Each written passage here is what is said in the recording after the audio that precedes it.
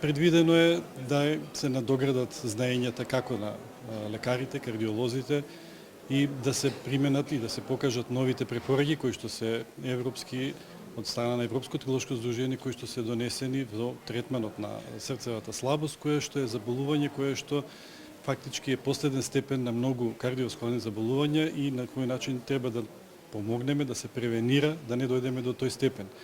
Целта е да се она што е ново во медицината, во лекувањето на срцевата слабост биде донесено и во нашата земја.